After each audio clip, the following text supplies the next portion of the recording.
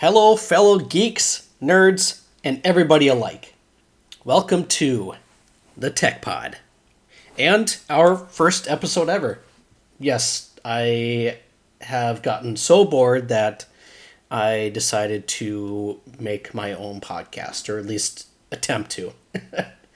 This is our pilot episode. Honestly, there's not really anything specific that I want to talk about for this pilot episode. And plus, I just thought it would be a fun idea just to, do some voiceover content. So I think for our first episode, the topic that I want to talk about today is my first computer/gaming experiences as far back as I can remember. Now, I'm in my late 20s, so I was born at like the tail end of the 90s. And I remember when my parents got their very first PC. I think they got it mainly because my mom was doing some like work from home stuff. Yes, believe it or not, work from home was starting to become a thing even around that time. I specifically remember it was a custom built PC by one of our relatives, and it ran Windows 98, and I want to say it was too early to be like a Pentium 3 system. I want to say it was either an early Pentium 2, maybe a late like Pentium MMX, or hell, even like a AMD K6. And that was pretty much the first time I had ever used a computer. It was normally my parents exclusively that used that PC, but every once in a while they did allow me to use it, mainly just for entertainment. They bought some like edutainment games for their computer. I specifically remember there was a like Sesame Street game that I had. And I guess you could technically count it as my first time I ever played a game, if you could really call the edutainment game a real game, but I don't really count it, at least in my eyes. But I remember being absolutely blown away. I was like, whoa, my favorite characters from my favorite show are talking to me through the computer? I also remember making voice recordings with my mom to send to our relatives via email. And I also thought that was the coolest thing ever, that I could actually like record my voice, which, now that I think about it, that might have been like the very first time that I knew that was a thing. So I think that's where my love for technology and computers really started, was being able to use a computer for the very first time at such a young age. And it wasn't until I got to kindergarten when it pretty much solidified my love for computers, when we would have computer class and we would learn basically, well, how to use a computer. We learned everything from making our own username and password. We learned how to use like Microsoft Word and Microsoft PowerPoint. We learned how to use Google. And that little computer class in kindergarten was like my favorite subject ever. No surprise. And so I'd be super excited every single day to get home from school and basically show my parents, like, look what I learned today. I learned how to, create word art in Microsoft Word. After my parents upgraded to a Windows XP computer around like 2004, 2005, they pretty much just gave me our old Windows 98 family PC to play around with. It didn't have any internet connection, so there wasn't really much that I could do with it besides play all my old games on it.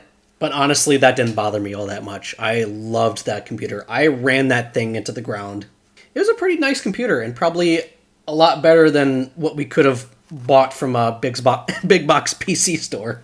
And now you think of it, it may have had some sort of graphics card in there as well, because I remember playing some 3D games like Oh, I can't remember. It was some sort of space station game that I had, which was 3D, and it pretty much ran flawlessly on that computer. So it must have had some sort of graphics card of some kind. I also remember that it had a slot loading CD drive as well, which I thought was just so cool.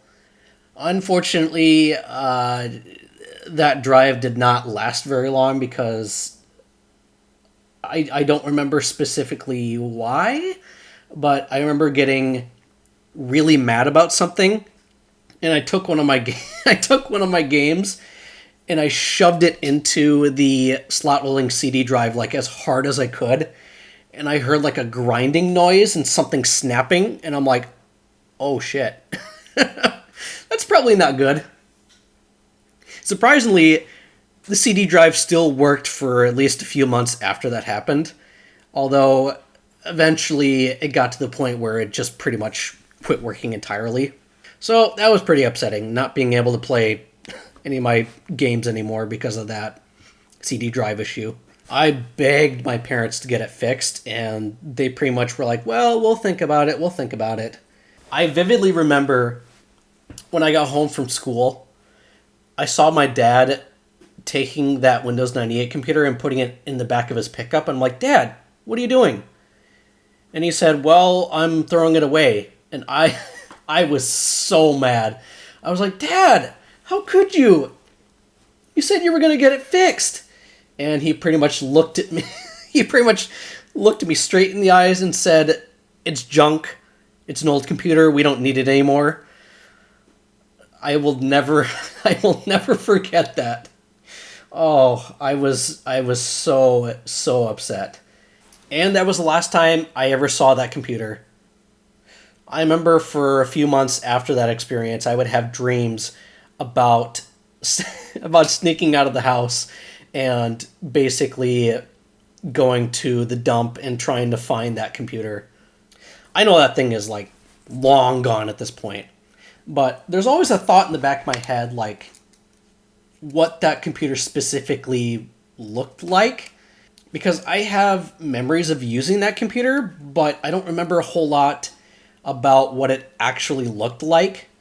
I know that it was a custom built, but I don't know if it was a custom built in the sense that it was like a, I don't know, a Compaq or a Dell that just had some upgraded parts in there, or if it was like a straight up custom built. Perhaps I'll never know.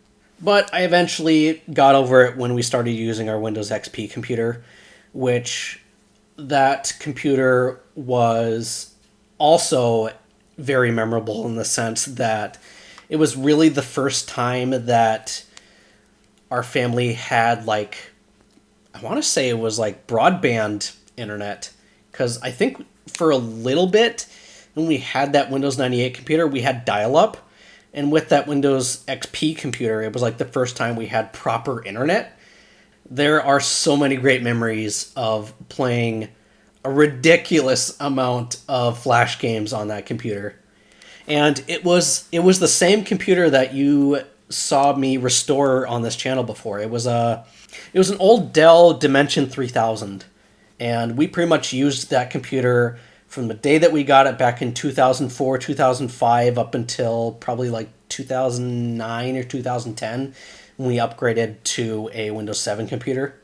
So, in a nutshell, that's pretty much my first computing experience. But now I want to talk about my first gaming experience, which I feel like was just as memorable. So, like I said, when I was younger, really the only quote unquote games that I was aware of were either edutainment titles or ones that came packed in with Windows, like your Spider Solitaire or Minesweeper, 3D Pinball. One in particular I do remember playing a lot that wasn't an educational title.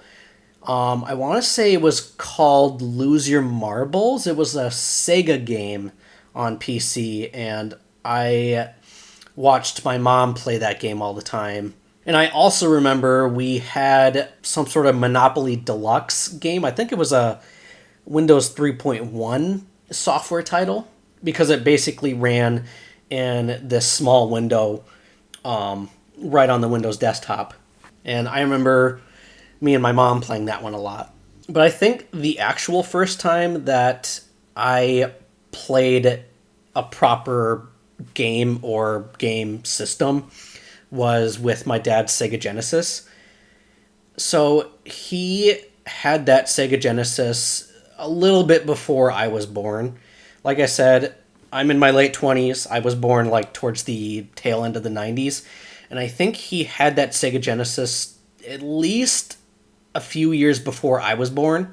I vividly remember watching him play Sonic the Hedgehog 2 and Mortal Kombat all the time.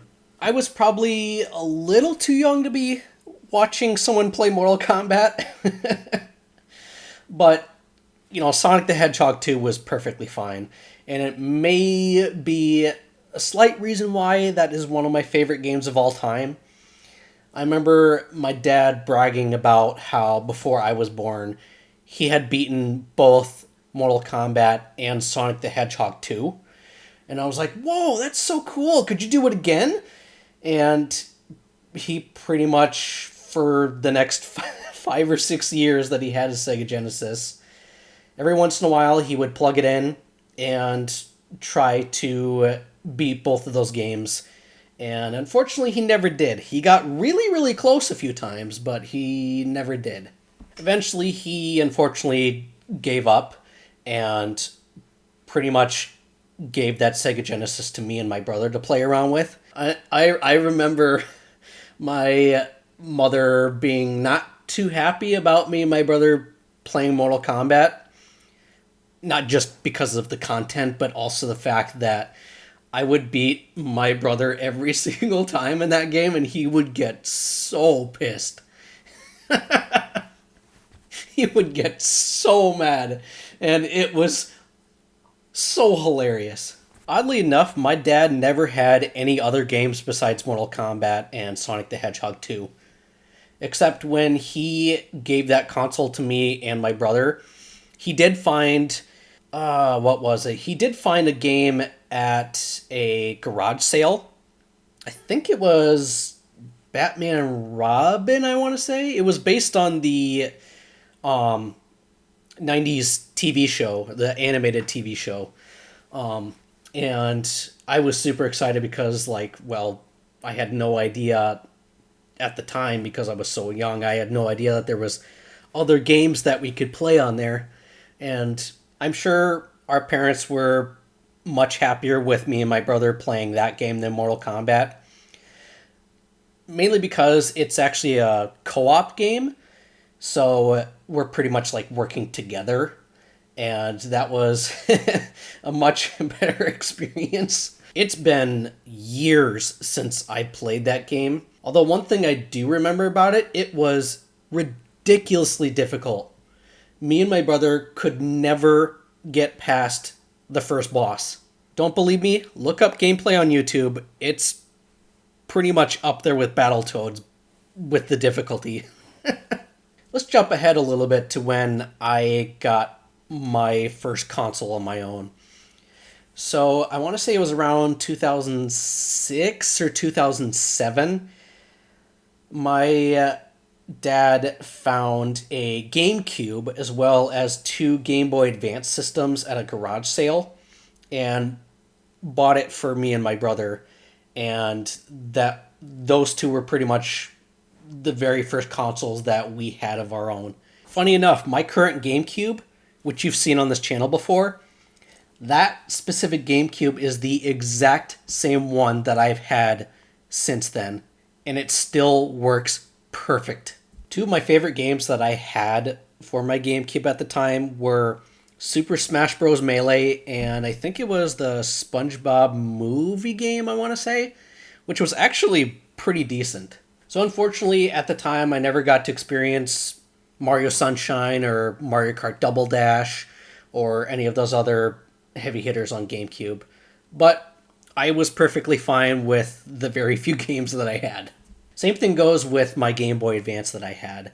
I didn't have a whole lot of games for that either. I do remember the ones that I had that I played a lot was Cartoon Network Racing. I also had Mario Kart Super Circuit.